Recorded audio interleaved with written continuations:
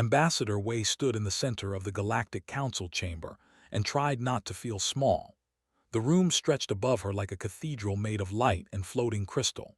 200 species watched her from their designated platforms, some with eyes, some with sensors she couldn't begin to understand. After 50 years of Earth being studied like bacteria under a microscope, humanity finally had the chance to join the galactic community as full members. She stepped forward and began her presentation. Holographic displays showed Earth's achievements over the past century. Faster-than-light travel, successful colony establishment on 12 worlds, advances in medical technology that had doubled human, spoke clearly about humanity's desire to contribute to galactic civilization, to learn from older species, and to share what humans had discovered. The first laugh came from the section. It sounded like wind chimes breaking. The translation device in its ear rendered it as derisive amusement. The rose from its platform, a creature of living crystal that stood 3 times her height. Its voice resonated through the chamber like a song made of grinding stones. Faster-than-light travel, they said. They still use physical ships. They burn matter for thrust and tear holes in space-time like children ripping paper. Crude, wasteful, dangerous. Kept her expression neutral. She'd expected this. Earth's diplomats had warned her that humanity's technology would seem primitive to species who had been traveling the stars for thousands of years. A representative spoke next, its voice a harmony of tones that came from the collective consciousness of 1,000,000 small creatures moving as one. 12 colony worlds in a century, the established 12,000 in our first decade of expansion, and they speak of medical advances. Their people still die. They still age. They still suffer from disease. What advancement is this? More sounds filled the chamber. Not all were translated as laughter, but recognized mockery in every language. She pressed on with her presentation, showing Earth's cultural achievements, its art and music and literature. She spoke of human diversity, of the hundreds of nations and thousands of cultures that had finally united under one banner to reach for the stars. This seemed to make things worse. An entity that appeared as pure light flickered above her. The architects, beings of energy that claimed to be as old as the galaxy itself, spoke with a voice that seemed to come from everywhere at once. Division pretending to be unity. They maintained separate governments, competing ideologies, individual consciousness. Every human stands alone in its own mind, isolated, inefficient. They have not evolved beyond the primitive need for self. How can such fractured beings contribute to a collective civilization? Wanted to argue that human individualism was a strength, not a weakness. That diversity of thought had driven humanity's rapid advancement, but she'd been instructed to listen more than speak in this first meeting. Earth needed access to galactic trade routes, to advanced technologies, to the collective knowledge of 200 spacefaring species. Humanity couldn't afford to be rejected. The architects continued, their voice taking on a tone that might have been pity. We have observed Earth for 50 of their years. We have seen their history across. They are young, aggressive, and chaotic. Every innovation they present has been discovered by 1,000 species before them. Every cultural achievement echoes what has come before. Every scientific breakthrough is a step we took eons ago. They bring nothing new to the galaxy. They are derivative in all things. The chamber fell silent, looked around at the assembled species. Some showed obvious contempt. Others displayed what seemed like boredom. A few appeared sympathetic, but none spoke in humanity's defense. She took a breath and spoke the words she'd prepared. Humanity acknowledges that we are young compared to the great civilizations gathered here. We acknowledge that our technology is limited. We come not as equals, but as students eager to learn. We ask only for the chance to prove ourselves worthy of membership. The vote took less than 5 minutes. Earth was granted provisional membership, the lowest tier of galactic citizenship.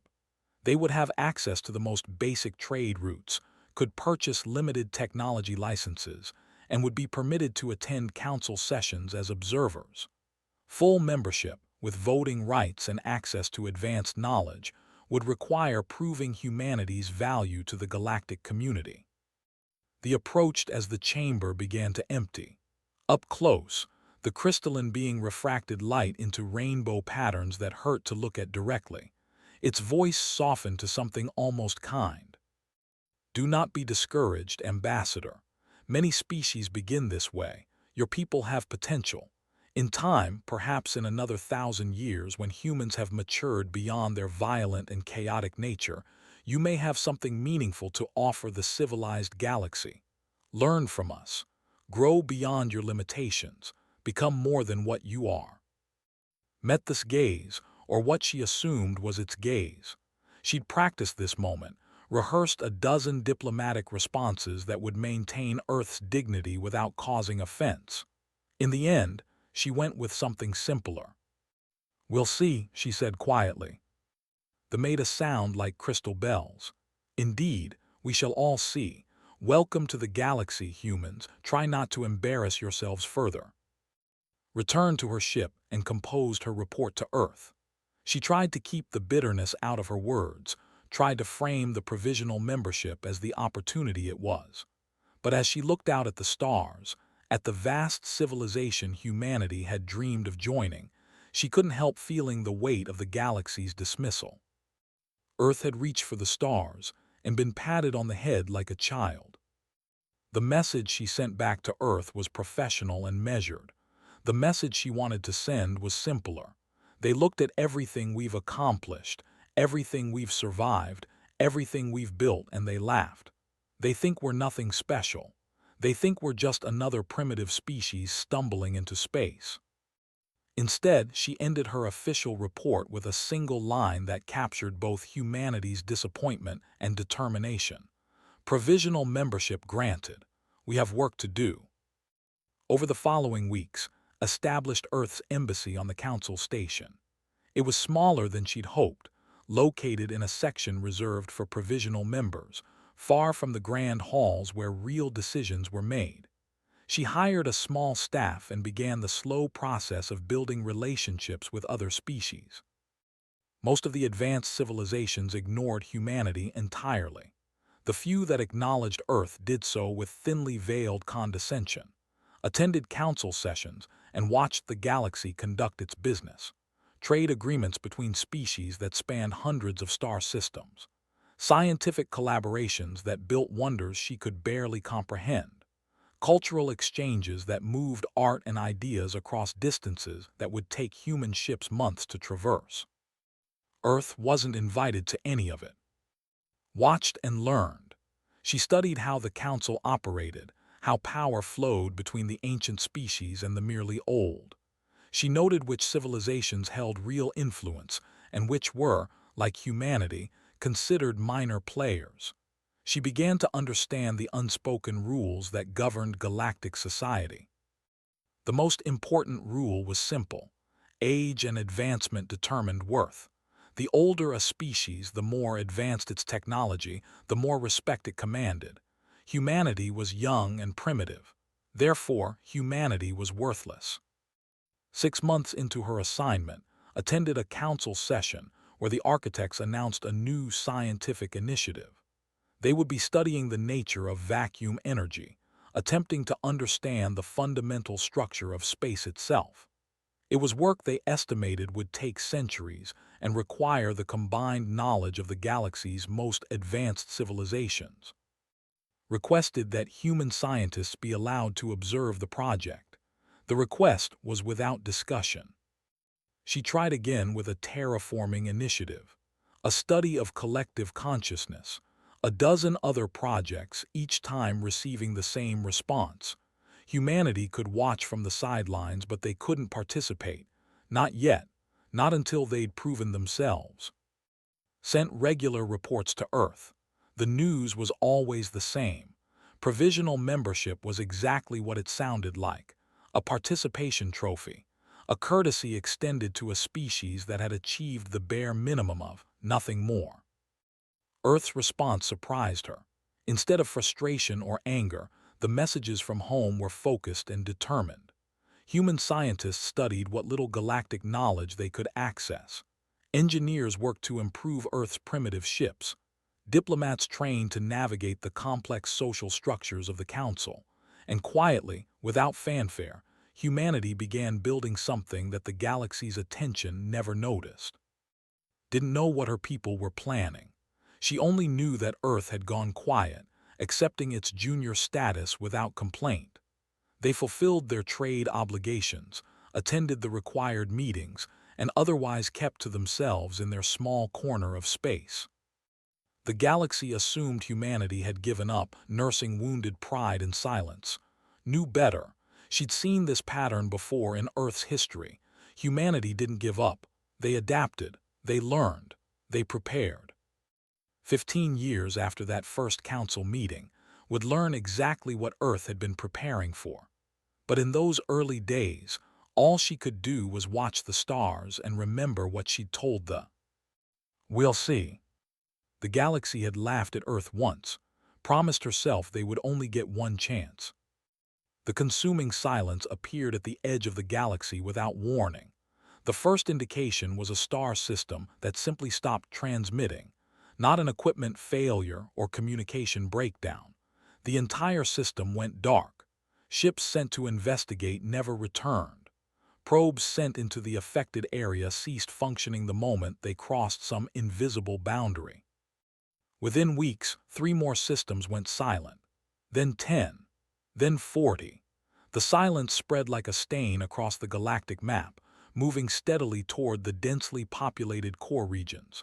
Species that had existed for thousands of years watched in growing horror as their colonies, their outposts, their exploration teams vanished into the growing void. They were the first to respond with force. They'd built their civilization on military might, maintaining vast fleets of warships designed to fight any threat.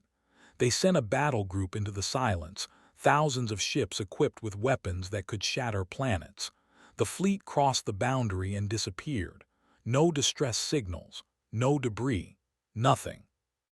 The architects studied the phenomenon with instruments that could measure reality itself at the quantum level. They sent probes built from their own energy matrices, capable of surviving in environments that would destroy matter. The probes entered the silence and simply ceased to exist, not destroyed in any conventional sense. Erased. They tried next, throwing billions of their individual units at the problem, hoping their collective consciousness could somehow comprehend what their sensors could not. The swarm entered the affected zone and lost cohesion instantly. Billions of tiny creatures, each one a part of a greater whole, suddenly alone and dying in the void before they too vanished. Nothing worked. Energy weapons passed through the silence without effect. Kinetic bombardment disappeared before reaching any target. Advanced warships with shields that could withstand the heart of a star lasted seconds. Quantum displacement technology, which allowed ships to exist in multiple locations simultaneously, simply failed. Ships tried to teleport through the affected areas and never materialized anywhere. The Council convened in emergency session. Attended as Earth's representative, watching from the provisional members' gallery as the galaxy's greatest minds struggled to understand the threat. The architects, beings with memories spanning billions of years, admitted they'd never encountered anything like this. The whose species had conquered half the galaxy stood silent and afraid. The swarm mind, which could process information at speeds that made computers seem slow, confessed they couldn't even form coherent theories about what the silence was. Every attempt to study it failed. Every weapon proved useless. Every strategy collapsed. The silence continued its steady advance, consuming system after system, and the galaxy had no answer. Watched the panic spread. Species that had mocked humanity's primitive technology now faced the reality that their advanced weapons meant nothing. Civilizations that had called humans chaotic and violent now broke into factions arguing over evacuation plans. The galaxy was dying, and its greatest minds were helpless. She sent a priority message to Earth. Request all available data on the silence. Humanity's scientists had been studying the phenomenon like everyone else, but from a different perspective. While the advanced species tried to understand the silence using their sophisticated instruments and elegant theories, human researchers had been approaching it the way they approached everything, breaking it down to simple questions. What is it? Where did it come from? What does it do? The response from Earth arrived within days. Read through the analysis 3 times, checking the mathematics and cross-referencing the conclusions. It seemed impossible, but the more she looked at it, the more sense it made. She requested a meeting with the council leadership. Her request was, provisional members didn't get access to the decision makers, especially during a crisis. Tried again through official channels, emphasizing the urgency. Again. Finally, she went directly to the showing up at the crystalline being's quarters unannounced. They could have had her removed. Instead, it listened. We've been studying the silence, said, holding out a data crystal. Human scientists have a theory. They took the crystal with a tendril of living stone.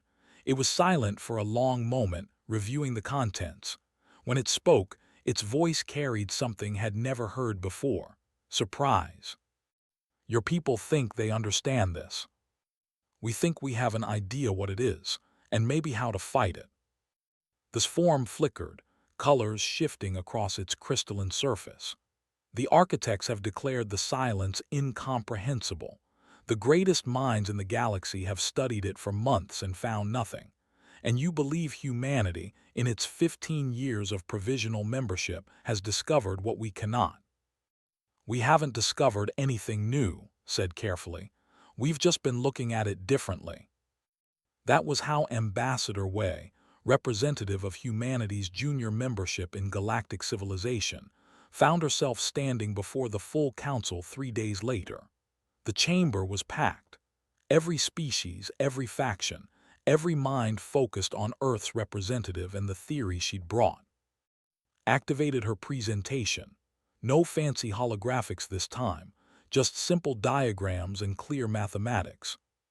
The silence isn't incomprehensible, she began. It's simple, that's why you can't fight it.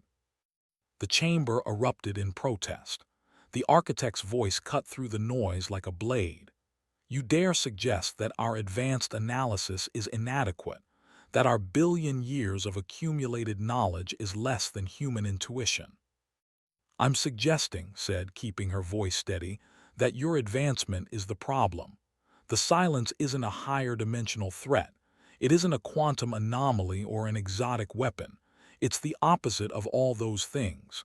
It's a return to base state, a negation of complexity.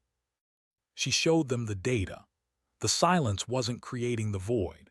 It was void, original void, the state that existed before matter stabilized after the universe's birth.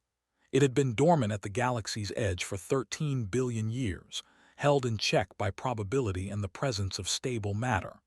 But something had disturbed that balance, and now it was spreading, breaking down complexity wherever it touched. Every sophisticated defense you deploy gives it more complexity to unravel, continued. Your quantum shields collapse because the silence rejects quantum states. Your energy weapons dissipate because organized energy is too complex to exist in true void. Your advanced ships disappear because they're too sophisticated to survive in a region where complexity itself breaks down. They leaned forward.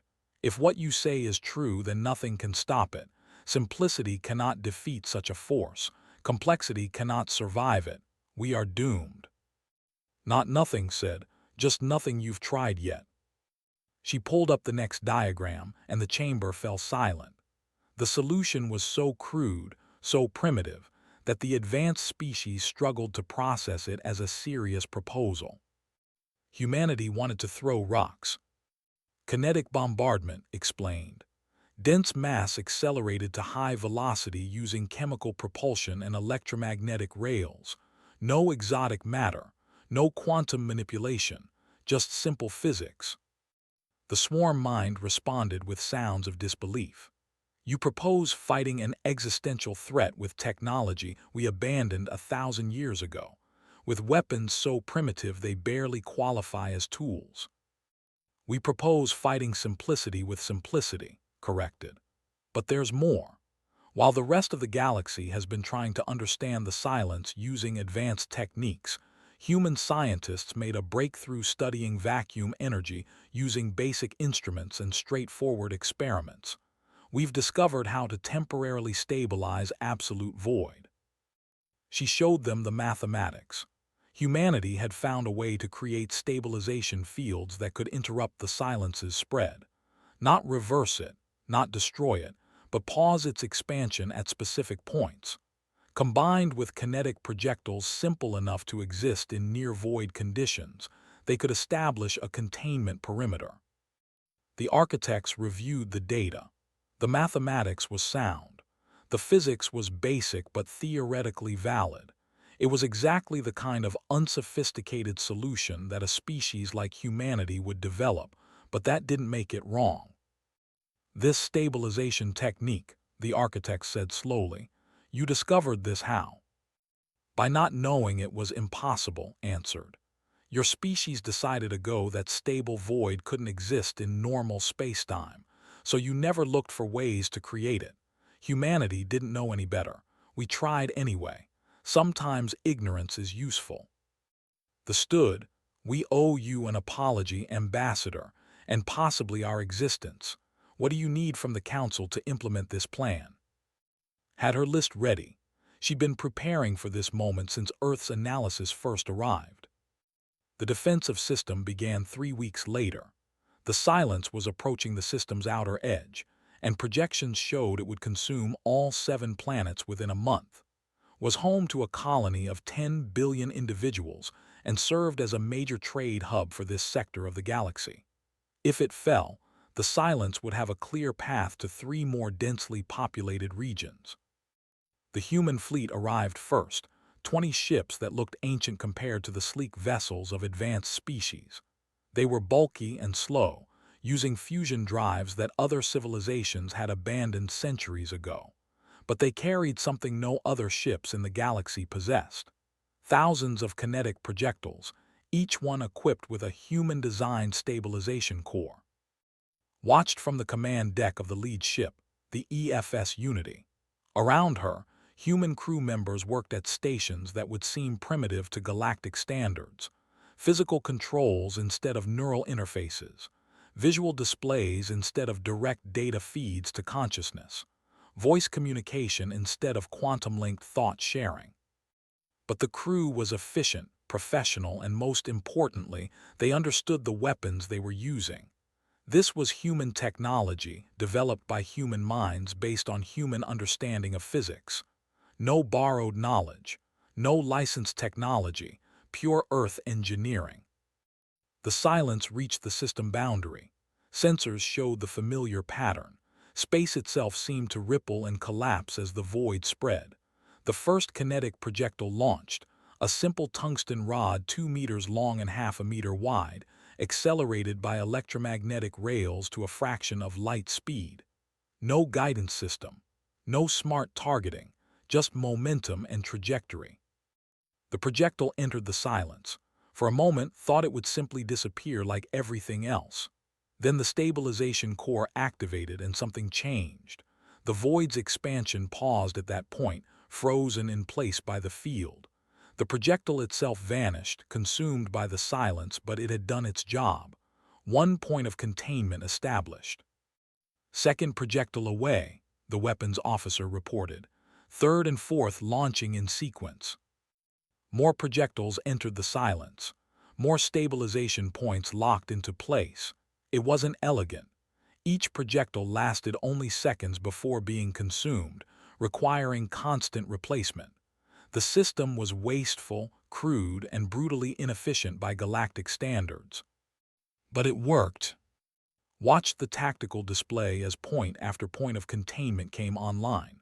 The silence's expansion into system slowed, then stopped entirely.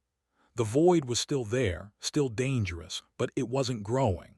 For the first time since the crisis began, the galaxy had successfully held a line against the advancing threat. They arrived at the system with a fleet of observers. Its ships held position well away from the silence, watching as human vessels continued their methodical bombardment, received a communication request and accepted. This crystalline form filled the, "It's working. How long can you maintain this?" "As long as we need to," replied. "We're manufacturing new projectiles constantly. Our industrial base is simple enough that we can ramp up production quickly. We're not elegant, but we're persistent." Persistent, the repeated. "Yes, that is perhaps humanity's true strength. You don't know when to give up." "We know exactly when to give up," corrected. "When the problem is solved or we're all dead. The silence isn't solved yet." Over the following weeks, human ships established similar containment perimeters at 6 more systems. The silence's advance slowed to a crawl as more and more of its expanding edge ran into stabilization fields. Other species began manufacturing projectiles using human designs, though they struggled with the simplicity. Engineers trained in advanced physics found it difficult to build something so crude. Humans ended up supervising most of the production, teaching galactic civilization how to make what they dismissed as primitive technology. Returned to the council station and found everything changed. The embassy that had once been relegated to provisional quarters was moved to a central location. The staff she'd been limited to expanded overnight. Council members who had never acknowledged Earth's existence suddenly wanted meetings. The formal session where Earth's status was decided took less than an hour. The vote for full membership was unanimous. No provisions, no conditions, no probation period. Humanity was granted every right and privilege of galactic civilization, including access to all advanced knowledge and technology previously to them. Stood before the council and used Earth's first act as a full member to propose new rules. Provisional members would receive full voting rights from day one. No species could be dismissed based solely on their technology level, and any member could propose solutions to galactic problems, regardless of their standing. The architects spoke, their voice thoughtful. "You are changing the fundamental structure of the council. These rules you propose would give equal voice to species we have traditionally considered inferior." "You considered us inferior," said. "Then we saved you. Maybe your definition of inferior needs work." The approached after the vote passed. The crystalline being seemed different somehow, dimmer perhaps, less certain of its ancient pride. "Your species holds no grudge for how we treated you, for the mockery, the dismissal, the rejection." Considered the question. She thought about that first council session 15 years ago, standing alone while 200 species laughed at humanity's achievements. She thought about the long years of isolation, watching the galaxy conduct its business while Earth was shut out. She thought about her own anger and frustration, carefully hidden behind diplomatic professionalism. "We hold a memory," she said finally. "There's a difference. We remember what it felt like to be dismissed. We remember being told we had nothing to offer. We remember watching our achievements mocked by civilizations that had forgotten what it was like to struggle. And you will use that memory against us." "No," shook her head. "We'll use it to remember why diversity matters. You optimized yourselves. Every species here became extremely good at one approach to problems. You advanced so far in your chosen direction that you forgot other directions existed. Humanity never had that luxury. We were too young, too scattered, too chaotic to specialize. We kept everything. The crude, the simple, the allegedly obsolete. We kept it because we couldn't afford to throw anything away." This form shifted colors, and when the galaxy needed crude simplicity, only humanity could provide it. "This time," agreed. "Next time, who knows? Maybe we'll face a threat that requires the architect's ancient knowledge or this military power or this collective processing. That's why you need everyone, not just the advanced species. Everyone, because you never know what kind of solution you'll need until the problem arrives." Looked out at the stars visible through the council chamber's transparent dome. Somewhere out there, the silence waited at its barriers. Human crews maintained the containment fields, firing projectiles in an endless rhythm of simple physics defeating an ancient threat. It wasn't permanent. Eventually, they'd need to find a way to reverse the silence, to push it back or destroy it entirely.